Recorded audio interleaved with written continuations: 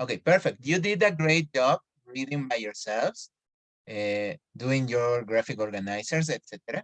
Now, I would just like to reread the reading we just did, because I would like to work on pronunciation. Okay, so listen to the way I pronounce the words and try to remember.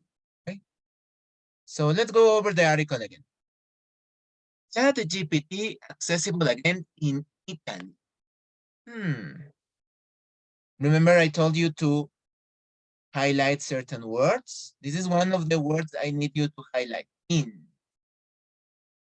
And it's also a good idea to pay attention to the word that comes next after in, like in Italy. Never mind that. For now, let's continue. So this article was written by Shayona McCallum from the BBC. And it starts. Access to ChatGPT chatbot has been restored in Italy. Once again, in Italy. What is that?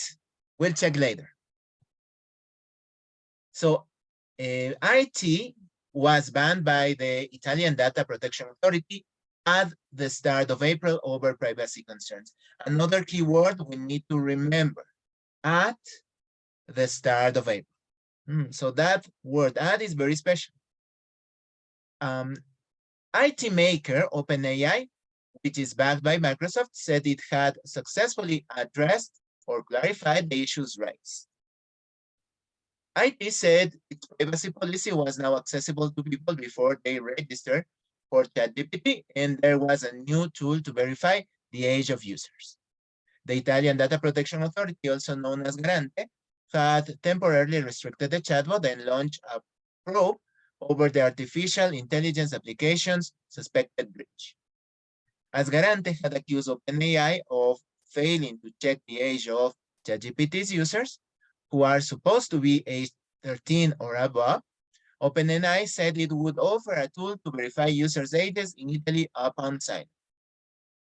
OpenAI explained that it would also provide a new form of European Union users to exercise their right to object to its use of personal data to train its models. The Italian regulator told the BBC it welcomed the measures OpenAI implemented, but called for even more compliance.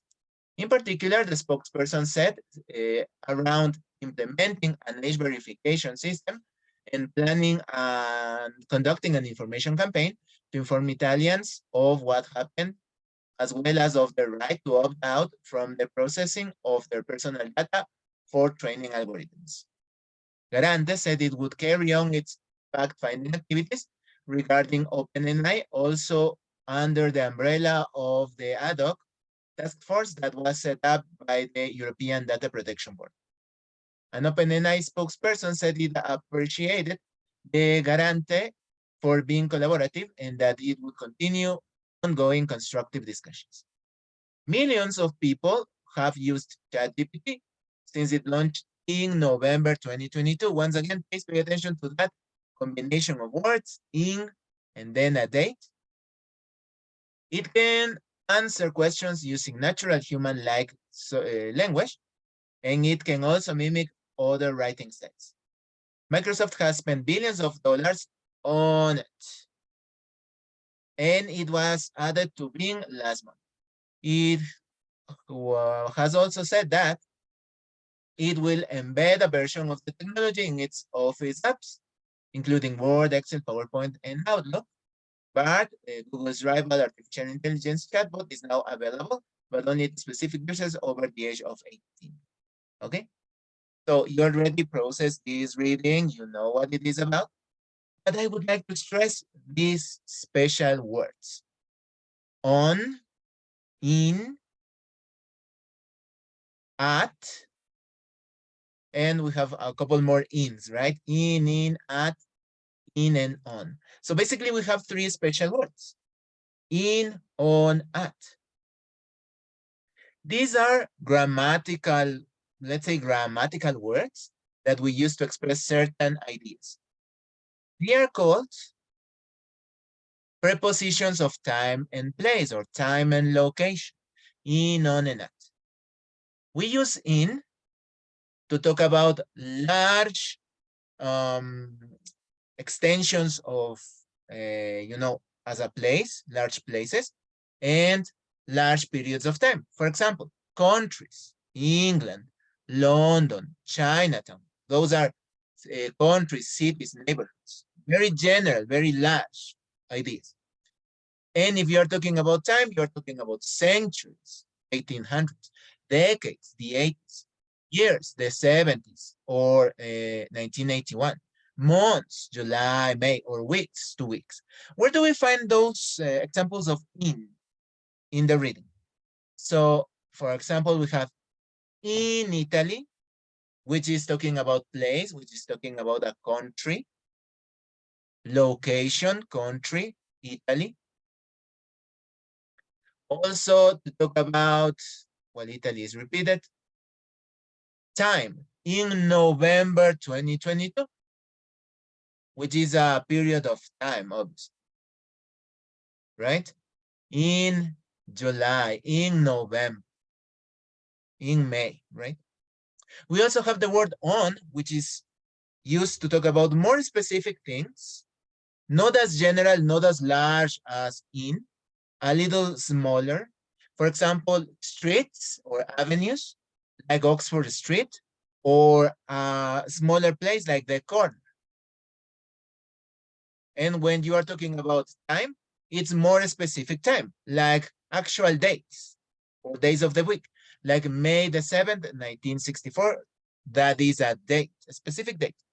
My birthday, it occurs just once a year, so it's more specific. Friday, one day of the week, specific. Or the weekend, a couple of days, but more specific, like saying months or weeks or decades, right? Where do we find the example in the reading? It's on it. Talking about the program, ChatGPT. More specific, but not as specific as it might be or as it could be. Right? And finally, at, for very specific time or location. For example, the smallest. Addresses, specific locations like 734 Oxford Street or the store. Very specific places, right? Or very specific times, like at 7 a.m., at 12 o'clock, at 5 p.m. Those times happen only once a day. So they are very specific. They are instants, right? What is the example in the reading? The example is at the start of April. So a couple days, maybe one day, April the 1st, right?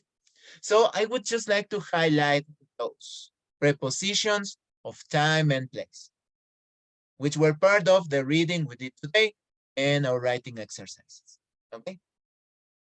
Very good job, everybody. Thank you. You did great today. We will continue the class tomorrow. See you tomorrow. Bye.